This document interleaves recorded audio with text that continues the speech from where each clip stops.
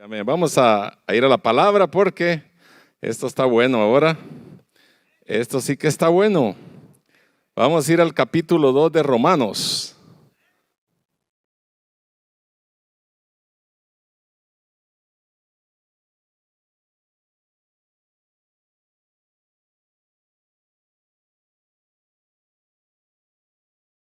Vamos a estar considerando el versículo 1 al 16. Vamos a leerlo. ¿Cuánto lo tiene ya? Romanos capítulo 2, versículo 1 al 16. Y dice de la manera siguiente: por lo cual eres inexcusable, oh hombre, quien quiera que seas tú que juzgas. Pues en lo que juzgas a otro te condenas a ti mismo, porque tú que juzgas haces lo mismo. Mas sabemos que el juicio de Dios contra los que practican tales cosas es según verdad. Y piensas esto, oh hombre, tú que juzgas a los que tal hacen y haces lo mismo, que tú escaparás del juicio de Dios. ¿O menosprecias la riqueza de la benignidad, paciencia y longanimidad? Para los que no leen muy bien, no quiere decir longaniza, longanimidad. Ignorando que su benignidad te guía al arrepentimiento. Pero por tu dureza y por tu corazón no arrepentido, atesoras para ti mismo ira para el día de la ira y de la revelación del justo juicio de Dios, el cual pagará a cada uno conforme a sus obras. Vida eterna a los que, perseverando en bien hacer, buscan gloria y honra e inmortalidad. Pero ira y enojo a los que son contenciosos y no obedecen a la verdad, sino que obedecen a la injusticia. Tribulación y angustia sobre todo ser humano que hace lo malo, al judío primeramente y también al griego. Pero gloria y honra y paz a todo el que hace lo bueno, al judío primeramente y también al griego. Porque no hay acepción de personas para con Dios. ¿Cuántos dicen amén? Porque no hay acepción de personas para con Dios. Porque todos los que sin ley han pecado, sin ley también perecerán. Y todos los que bajo la ley han pecado, por la ley serán juzgados. Porque no son los oidores de la ley los justos ante Dios, sino los hacedores de la ley serán justificados. Porque cuando los gentiles que no tienen ley hacen por naturaleza lo que es de la ley, estos, aunque no tengan ley, son ley para sí mismos, mostrando la obra de la ley escrita en sus corazones, dando testimonio su conciencia, acusándoles o defendiéndoles sus razonamientos, en el día en que Dios juzgará por Jesucristo los secretos de los hombres, conforme a mi evangelio. Amén. Bueno, venimos en una serie de estudios del libro de los Romanos. Leyendo el libro de los Romanos me pareció a mí, en mi sencilla interpretación, que no sé cómo los judíos mirarán el libro de los Romanos en el Nuevo Testamento. Creo que es el mismo contraste que hay en el Antiguo Testamento con el libro de Isaías, cuando habla del nacimiento y toda la trayectoria hasta que Jesús murió, ¿verdad? Y no cómo verán ellos este punto de vista en el libro de los Romanos, donde el Señor habla que Él no hace acepción de personas, sino que es Dios de todos mundo. Es Dios para cualquier idioma, cualquier raza, cualquier color, cualquier nacionalidad. No importa de dónde venga, Él sigue siendo Dios de todo el mundo. Entonces, vamos a ver en esta mañana la culpa del moralista, en la posición donde el apóstol Pablo establece un argumento respecto al judío, específicamente cómo él ve las cosas, pero lo compara con un legalista o un fariseísta que cree que está más arriba de todos y que el gentil o cualquier otro tipo de persona está muy bajo en su nivel delante de Dios y que ellos están muy grandes. No sé si recuerdan ustedes la historia que hay por ahí en todos los lados en la escuela. Muchas veces escuchaba uno cuando Hitler quería conquistar todo el mundo y miraba a otras razas inferiores a él y hasta decía que él tenía sangre azul, ¿verdad? Entonces, queriendo dar a entender que era diferente que todo el mundo y que ellos eran los puros, ¿verdad? Y a veces los judíos en cierta manera también creían que ellos eran los originales y porque Dios había llegado a ellos y la ley les había dado a ellos, primeramente creían que ellos estaban más arriba de todos. ¿Y cómo es posible que a través de Jesucristo Él vino a unir todas las razas? A través de Cristo nos hizo aceptos y nos adoptó como hijos suyos para que ahora ya no hay diferencia entre uno ni el otro, sino que todos venimos iguales porque dice que todos estamos cortos ante la gloria de Dios. Es necesario entonces ir a la cruz para venir a nivelarnos en el mismo lugar todos. Porque estábamos desahuciados, estábamos fuera de toda gracia. Pero Cristo nos incluyó y nos adoptó y ahora tenemos el privilegio de estar aquí como hijos de Dios. Pero vemos que el capítulo anterior de Romanos, Pablo señaló el pecado más notoriamente como culpable al hombre. Ahora él habla de aquellos que son por lo general morales en su conducta. Supone Pablo que se felicitan a sí mismos de que no son como las personas descritas en Romanos capítulo 1. Como decir, ellos mismos se dan palmadas en la espalda diciendo somos los mejores. Nosotros sí estamos en otro nivel, nosotros sí estamos mejor que estos que comen carne de puerco, que comen chicharrones, que comen bacon, nosotros estamos mejores que eso, esos están inmundos, ¿verdad? Y entre ellos se dan sus palmaditas ahí queriéndose dar a conocer que ellos están mejores en todos los sentidos. Mire, esa era la posición que tenían los judíos frente a los gentiles. Hasta Pablo y Pedro y muchos de ellos cuando predicaban a los gentiles tuvieron problemas y se enfrascaron y dice que tuvieron una pelea no muy pequeña, ¿verdad? Cuando empezaron a hablar acerca de que aquellos andaban predicándole a los gentiles y a los judíos y en un determinado momento el hermano Pedrito cuando vio que venían los judíos se hizo al lado de ellos y dejó a los gentiles solos y después que estaba con ellos se fue para el otro lado porque no quería rebajarse, no quería sentirse rebajado de que él estaba con los gentiles y venían los judíos, ¿verdad? Los que predicaban a los judíos y dijo, bueno, yo debo de estar con esto y le dio pena, le dio vergüenza. Pero cuán precioso es que el Señor ahora viene y nos salvó por su gracia. Y eso es lo que Pablo ahora viene a decir, que para el Señor no hay acepción de personas, todos somos iguales, por lo tanto no tenemos excusa de nada.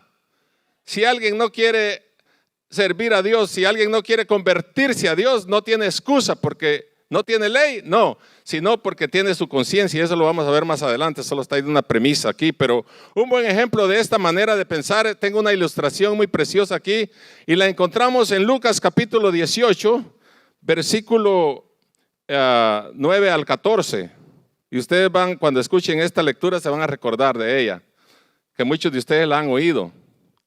¿Cuántos se acuerdan de la parábola del fariseo y el publicano?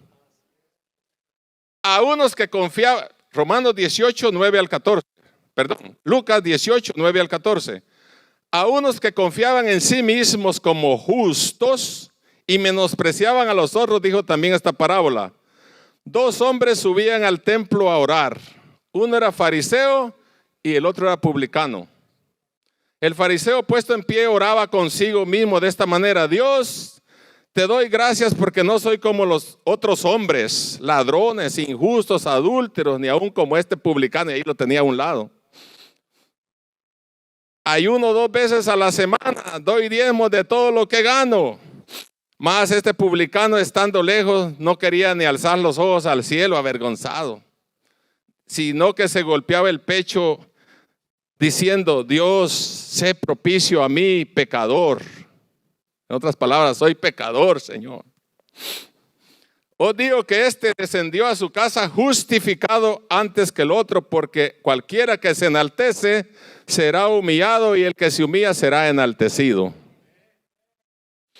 Entonces, regresando a nuestra lectura, él comienza diciendo en el primer versículo: por lo cual eres inexcusable, oh hombre, quien quiera que seas tú que juzgas, pues en lo que juzgas a otro, te condenas a ti mismo, porque tú que juzgas haces lo mismo. Después de obtener el acuerdo del moralista al condenar al pecador, es obvio, ¿verdad? Ahora Pablo voltea el mismo argumento sobre el moralista otra vez. Esto es porque al final de todo, tú que juzgas haces lo mismo. Hay unos que dicen que cuando uno apunta con este dedo, dice que 3 le apuntan a uno para su lado, ¿no? Y este pobre de arriba, el gordito, pide misericordia por estos que están aquí. Este está apuntando para arriba, ¿verdad? Entonces, porque a veces es fácil ver en otros el problema, el pecado, el defecto, el error, pero nosotros mismos no nos vemos. No sé si algunos que son líderes o pastores han tenido la experiencia que a veces llegan parejas a pedir consejo y vienen los dos, pues ahí, bueno, mi amor, siéntate aquí, bueno, y se sientan ahí, ¿no? Y bien amables y todo, pero vienen a pedir consejo. Y entonces ya cuando cuando llega uno a descubrir el meollo del asunto, el mero problema de la situación, les dice uno, bueno, para vez de ordenar su matrimonio y ustedes vivan una vida correcta delante de Dios, de la manera como un matrimonio normal debe de caminar, debo de cambiar para hacer ciertas cosas que necesitamos comenzar a hacer. Y luego resulta el hombre ahí a un lado, no, la que necesita cambiar es ella. Y la mujer se defiende y dice, él, el pastor, es el que necesita cambiar. Y ahí se están va de tirar la bola uno al otro. Y en el último, ¿qué quiere decir eso? Que los dos necesitamos cambiar. Todos necesitamos cambiar. Todos necesitamos ver nosotros primero a nosotros mismos para ver a los demás. Porque cuando juzgamos al otro y estamos diciendo que el otro está mal, entonces yo me pongo como juez y yo estoy diciendo que aquel está mal y este sí se va a ir al infierno y yo me voy a ir al cielo. ¿Verdad? Entonces Pablo dice, olvídense de eso, no hay ni una excusa porque tú también caes en lo mismo. Y no estamos hablando de decir la verdad, porque a veces ahora en este tiempo hay una moda.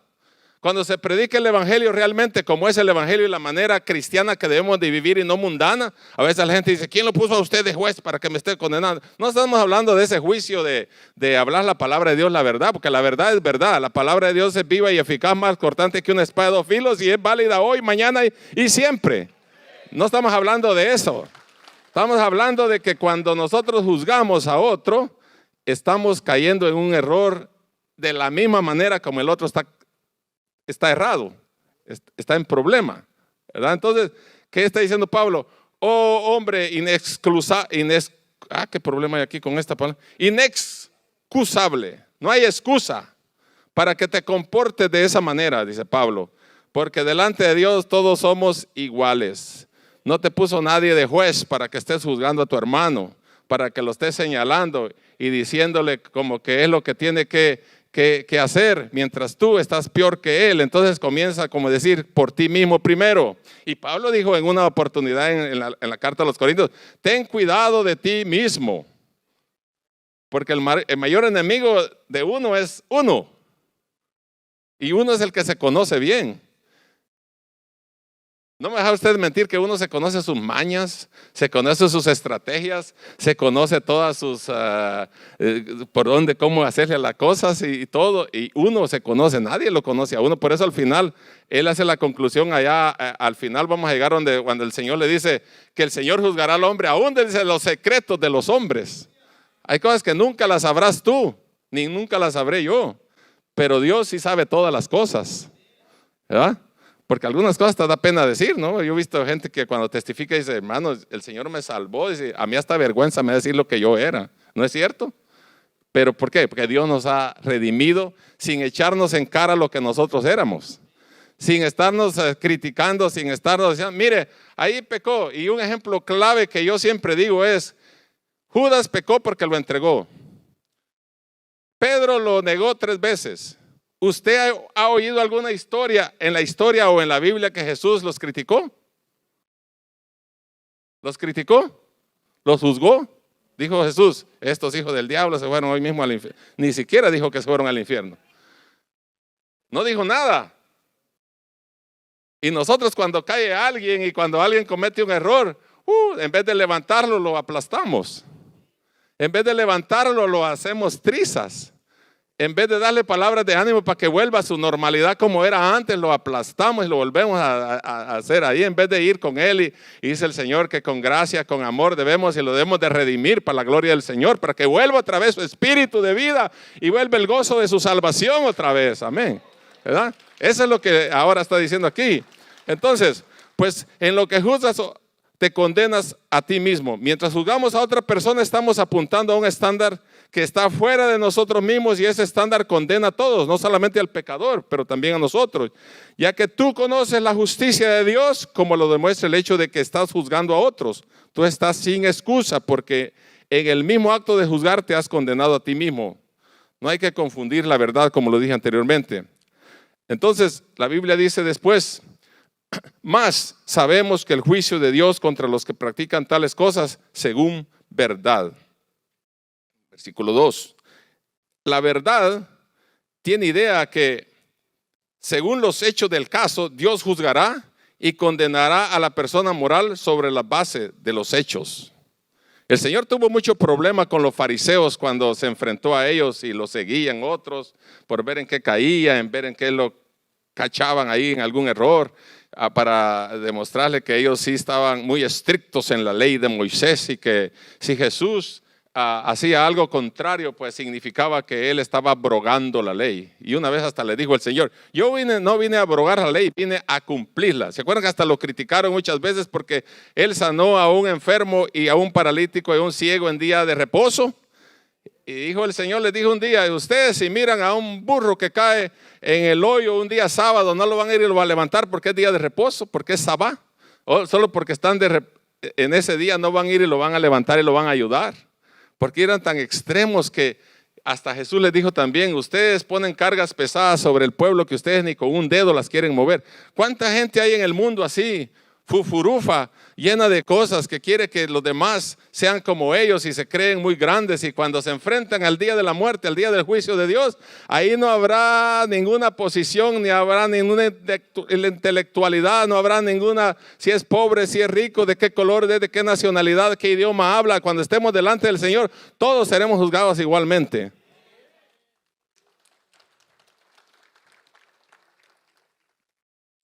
Versículo 3 dice: ¿y piensas esto? Hace una pregunta retórica aquí Pablo, dice: ¿y piensas esto, oh hombre, que tú que juzgas a los que tal hacen y haces lo mismo, que tú escaparás del juicio de Dios? El Señor, algunos han dicho, no, y la palabra de Dios también dice en Apocalipsis, que el Señor, ahí saldrá todo en el libro de la vida. Ahí saldrá todo lo que hemos hecho, todas las cosas que hemos hecho. El Señor no se le pasa ni una. No sé cuántos secretarios hay en el cielo, pero al Señor no se le pasa ni una cosa que nosotros hacemos. A veces hacemos cosas en oculto, hacemos cosas cuando nadie nos mira, hacemos cosas cuando creemos que estamos solos y nadie nos ve. El Señor nos ve aunque esté oscuro, aunque esté, dijo: ¿a dónde te vas a subir? ¿A las estrellas o bajo la tierra o bajo el mar? A donde quiera te va a ver Dios, cualquier cosa que hagamos. Así que debemos de comportarnos como Dios quiere que comportamos, porque no importa la condición del hombre, recibirá el juicio de Dios. Versículo 4 dice: o menosprecia la riqueza de su benignidad, paciencia, longanimidad, ignorando que su benignidad te guía al arrepentimiento. Pablo señala que el mismo moralista, el mismo legalista, el mismo fariseísta asume la benignidad, paciencia y longanimidad de Dios, la cual debería llevar al moralista a un humilde arrepentimiento en lugar de una actitud de superioridad. ¿Cuánta gente superior, cuánta gente que se cree superior hay en este mundo? Va usted a un trabajo, va usted en la calle, va usted en cualquier lugar, va a la tienda, siempre va a encontrar una gente que, y no quiere ni voltearlo ni a ver, porque se cree muy, y hacen hasta una vueltecita que dan, ¿no? La gente fufurufa que hace, no quiere ni voltearlo ni a ver, porque cree que usted es inferior a ella. Por eso, mire, cuando vine yo a los Estados Unidos, allá mucho tiempo atrás, yo creía que había venido a un lugar donde solo había mucha gente que yo me creía. Bueno, uno cuando viene a Latinoamérica se cree un poco inferior aquí, y algunos todavía tienen un grado de inferioridad cuando vienen aquí por la manera como se comportan. Pero yo le digo a muchos: compórtese como que usted también es americano, como que usted también es gringo, como que también es de aquí, cuando anda aquí, porque todos somos iguales. Es americano. Yo una vez ya les dije que una vez, creo que les conté que estaba yo en una 7-Eleven todo nervioso porque fui a agarrar café y yo miraba gente de otras razas, ¿no? Ahí y todos hablando inglés y yo no sabía ni papa español. Y entonces yo miraba que se movían ahí adentro y estaban ahí todos moviéndose. Entonces llegó una persona blanca y yo estaba agarrando un palillo para mover el café ahí por donde está el 7-Eleven, en la sección donde hay café. Y yo dije, bueno, y me dice, sir, excuse me. Y yo dije, ¿qué le digo aquí si no? Y en el último le dije, yo le tengo que decir algo aquí, porque siempre tengo esa cosa que no me quedo así un poco callado, ¿no? Y dije, cuando ella me dijo, sir, excuse me, excuse meada, le dije yo, en qué sea, en español. Pero le dije algo. La cosa es que no me quedé callado. Y siempre... ¿Ah? Pues sí, porque a veces nos quieren así como, bueno, que era educada, no era una manera educada, pero pues yo respondí en algo siquiera para que no me quedara en cero, ¿no? ¿Ah? Pero gloria a Dios que el Señor nos da palabras en el momento oportuno. Bueno, mire, hay 3 palabras que me encantan ahí y de esas vamos a hablar aquí un ratito. ¿Cuáles son las que dijo Pablo ahí en versículo 4? O menosprecia las riquezas de su benignidad, de su paciencia y de su longanimidad. ¿Qué es eso? Benignidad podría ser considerada la bondad de Dios con nosotros en cuanto a nuestros pecados pasados. Él ha sido bueno con nosotros porque aún no nos ha juzgado aunque lo merecemos. David dijo, mi pecado siempre está delante. Pero y también dijo, y no nos ha pagado conforme nuestros pecados. ¿Cuántos saben ustedes que a veces hay fallos legales en las cortes donde a las personas a veces le dan más de lo que debía ser o menos de lo que debía ser? Y ahí la gente no está contenta, ¿no? O si no, acuérdense ustedes de su papá y su mamá, los que somos ya de 50 para arriba, de 50 para arriba, que nos daban ahí. A veces nos daban de más. Y a veces uno se pregunta, bueno, ¿y por qué nos pegaban más de lo que valía la pena, de lo que había? Era una cosa chiquitita que no merecía tanto. Le daban a uno hasta que se cansaban. Y decía uno, bueno, pero esto que hice no vale ahí. ¿Y cuántos saben? El otro día se me vino a mi mente eso porque escuché un veredicto que dieron de un hombre que accidentalmente él arrolló a unas personas y mató 4 en un tráiler porque se le fueron los frenos. Y estaban todos protestando porque al juez parece que se le fue la mano, le dio 110 años de prisión, el año pasado creo que fue. Y todos estaban protestando porque dice, no, es cierto que mató 4 personas involuntariamente porque se le fueron los frenos del tráiler, ¿no? Pero 110 años, ¿verdad que no sonaba, era exagerado? Ni iba a vivir de todas maneras 110 años, porque no, nadie vive 110 años en este tiempo, comiendo así como estamos. Pero bueno, huelen a los chicharrones, les gustan los chicharrones, ¿verdad? La otra, pero Dios sí es justo, es bondadoso porque no nos ha pagado conforme, así como nosotros merecemos. ¿Por qué? Porque Él es benigno, bondadoso. Y la otra palabra que usa dice, paciencia, podría ser considerada la bondad de Dios con nosotros en cuanto a nuestros pecados presentes. En este mismo día, así es, esta misma hora, nos hemos quedado cortos de su gloria, pero Él retiene su juicio contra nosotros. Piensen eso. Usted y yo debíamos de ser condenados. ¿No es cierto que nosotros debíamos de haber sido clavados aquí en la cruz? Aquí debíamos de haber estado colgados todos en la cruz. Nosotros debíamos de haber muerto aquí en la cruz, todos. ¿Y cómo es que Cristo dio su vida por nosotros y ahora nosotros estamos libres aquí, hasta riéndonos y contentos aquí? Por la bendita y misericordia gracia de Dios. Por la pura gracia de Dios, hermanos. Porque ni merecíamos tantas cosas que el Señor nos da. Piense, valoremos esas cosas. Qué gracia más grande. Gloria a Dios, ni merecíamos eso y el Señor nos dio. Ah, bendito Dios. Longanimidad podría ser considerada la bondad de Dios con nosotros en cuanto a nuestros pecados futuros. Fíjense que tenemos el pasado, el presente y el futuro. El pasado, su benignidad, su bondad, porque merecíamos que nos castigara y no nos castigó ni nos juzgó. La paciencia, porque todavía nos sigue aguantando. Sigue en nosotros todavía, sigue Él teniendo paciencia con nosotros y no nos consume, ni nos da conforme nosotros merecemos. Y la longanimidad podría ser considerada por lo futuro, porque es es como decir que Él sabe que pecaremos mañana y al día siguiente, pero retiene su juicio contra nosotros hasta el día cuando nos presentemos delante del Señor, y entonces sí seremos juzgados de acuerdo a nuestras obras, a cada uno. El saber cuán grande es la bondad de Dios es un gran pecado, presumir sobre la gracia de Dios y fácilmente llegamos a creer que lo merecemos. Hay gente que se cree tan buena y tan elocuente y tan tiene de todo y dice, yo merezco estar yo lo que soy y yo sé lo que debo de estar donde estoy porque yo me lo merezco. Hay gente que hasta lo dice. De esa gente la que habla, se la desbarata Pablo aquí, la hace trizas y dice, no te lo mereces, amigo. Papá, no te mereces nada. Aquí todos vamos a caer en la misma línea, en la misma regla. Amén. ¿Cuántos han oído que hay gente que es así como fariseísta, legalista, moralista y viene a la iglesia y ahí en la entrada venía agarrándose ahí en la calle, en el carro con alguien alegando y todo, pero solo llega a la casa y dice, alabado sea el nombre del Señor, gloria al Señor. Hasta cambia la voz así. Y peor si en el templo dice ahí, santidad Jehová, gloria a Dios, aleluya, gloria al Señor. Y hasta camina diferente, tal vez caminaba medio chueco ya cuando allá. Hasta camina diferente cuando viene entrando y peleando venía en el carro allá. Y ya solo entra y dice, santidad Jehová. Y ya, mire, solo cambiamos en un ratito todo lo que... No, hay que vivir una vida de acuerdo a la voluntad del Señor todo el tiempo. Hay que vivir de acuerdo a como la palabra del Señor dice. Por eso nos amonesta Pablo aquí en la epístola, aquí nos pasa arrasando. ¿No sabe qué?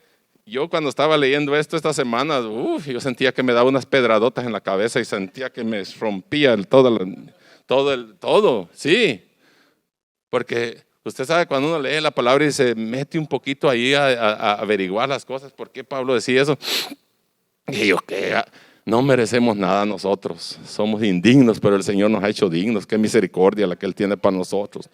Los hombres ven muy seguido la paciencia y la longanimidad de Dios como una debilidad de Él. Él dice, Dios no hace nada, Dios se tardó. Y algunos hasta a veces siguen pecando porque Dios no hace nada contra ellos. ¿Pero qué están haciendo? Añadiendo ira al día de la ira de Dios, cuando Él los va a juzgar. Amén. Y la gente dice, y algunos hasta llegan a decir, que me mate pues Dios. Algunos hasta hablan con Dios así de esa manera, dicen que me mate Dios, vamos a ver si es cierto que existe Dios. Y otros, ya ven que robé, que me endrogué, es esto y que el otro y que cualquier tipo de pecado, ya ven, no pasa nada, mire, hasta mejor me siento ahora. Y la gente hasta respira bien según ellos, pero está acumulando ascuas de fuego para el día del juicio de Dios cada día. No porque Dios no te haga nada, no porque Dios no actúe, el Señor se está haciendo como que no ve las cosas. Es la misericordia de Dios la que está ahí infiltrada, la bondad de Jehová. Y no es debilidad de Dios que no juzgue al mundo de esa manera. Pero Dios va a llegar el día en que se va a cansar y va a llegar el día en que vas a ser juzgado tú y yo y todo el mundo. Me parece que cada mañana cuando un hombre despierta, un impenitente y se encuentra fuera del infierno, la luz del día parece decirle, brillo sobre ti otro día para que en este día te puedas arrepentir.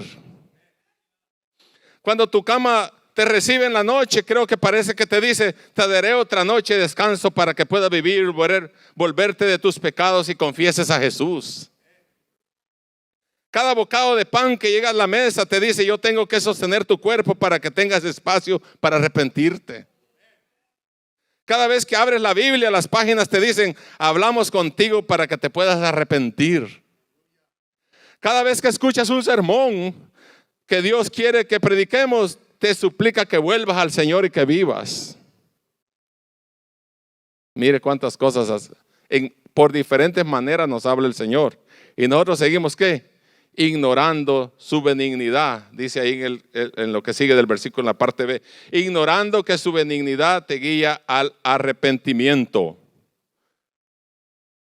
Los impíos no entienden que la razón de ella es para llevarte al arrepentimiento, la benignidad. Los hombres deberían ver la benignidad de Dios y entender que Dios todavía los quiere atraer. Dios ha sido mejor para ellos de lo que se merecen. Dios les ha mostrado benignidad cuando lo han ignorado.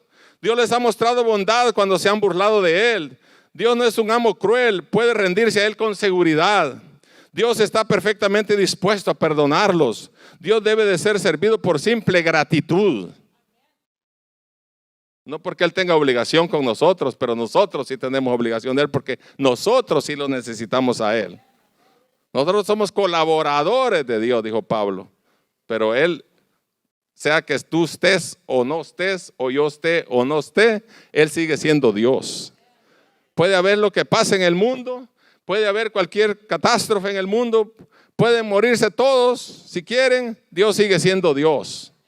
Él no pierde su valor. Él sigue siendo un Dios de amor, de misericordia para el hombre que quiere convertirse a Dios. Está esperando que Dios te lleve al arrepentimiento. La benignidad de Dios te guía al arrepentimiento. La benignidad de Dios es la bondad de Dios que te guía. En el Nuevo Testamento el arrepentimiento no es simplemente algo negativo, significa el volverse a una nueva vida en Cristo, una vida de servicio activo para Dios.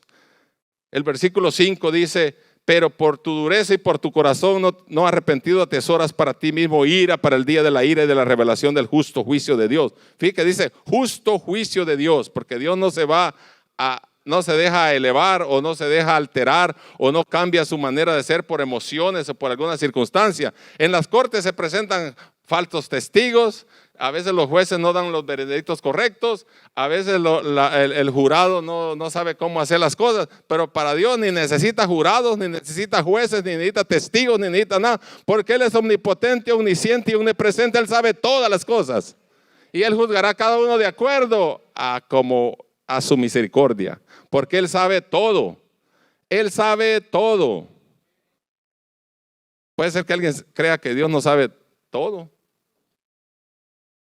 pero dice que Él dice que hará un justo juicio de Dios, el cual pagará a cada uno conforme a sus obras.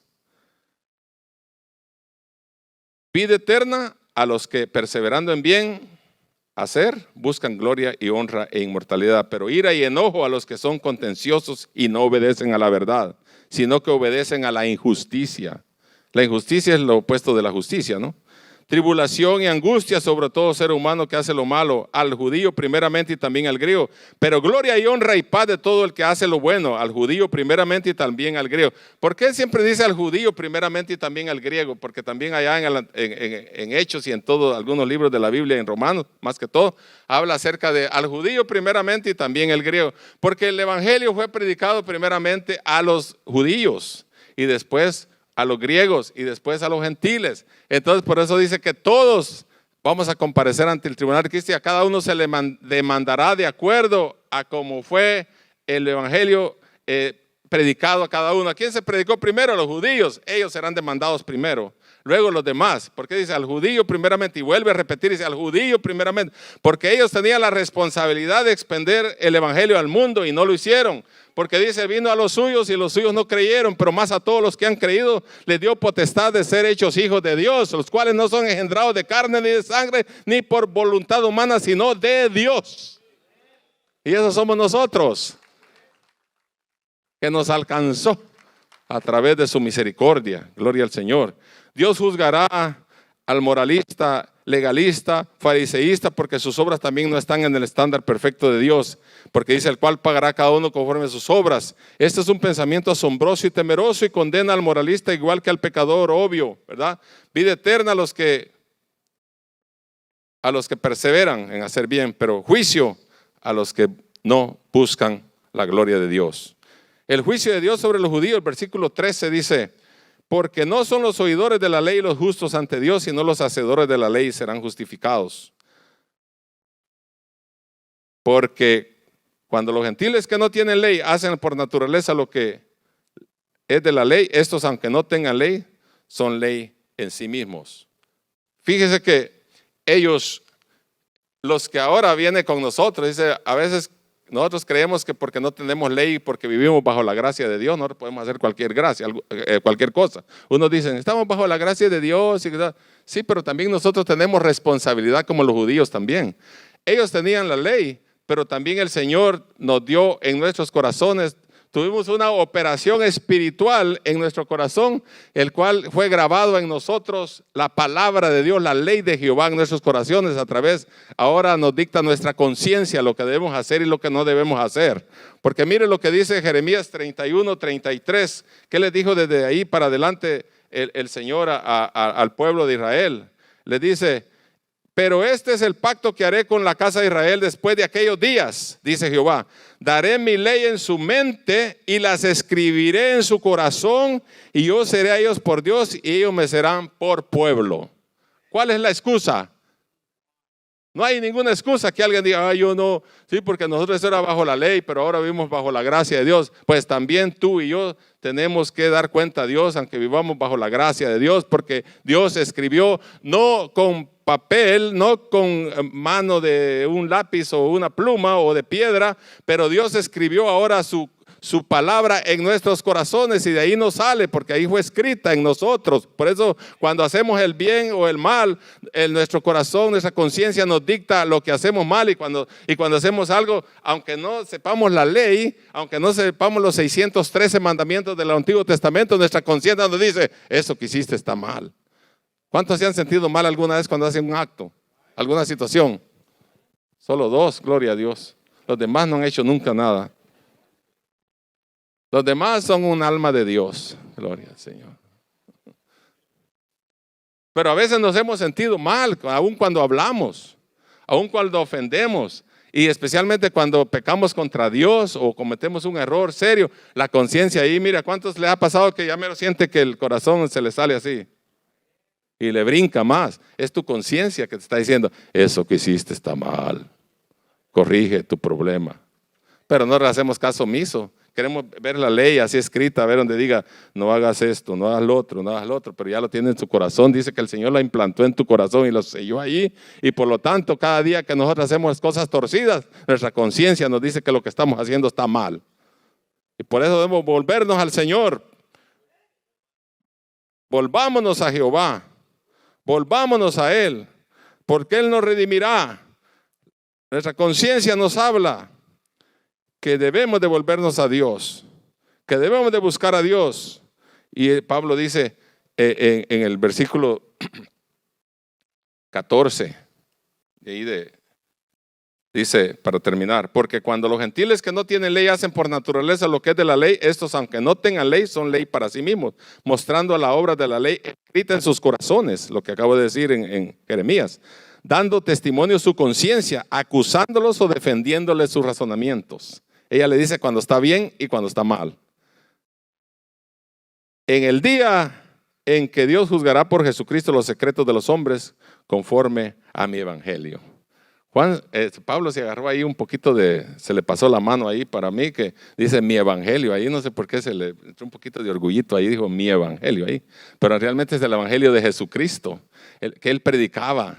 El evangelio de salvación, el evangelio que redarguye, el evangelio que trae esperanza, el evangelio que trae paz, el evangelio que trae transformación, la verdad del evangelio que trae vida, la verdad del evangelio que da lo que nadie puede dar a través de Jesucristo, gloria a Dios. Y Él llama a todos los hombres y a toda mujer en todo lugar que se arrepientan, porque la oportunidad todavía está abierta, porque llegará el día donde dice que todos seremos juzgados igualmente, tanto uno como el otro. Por lo tanto, eres inexcusable. No tienes excusa si no buscas a Dios.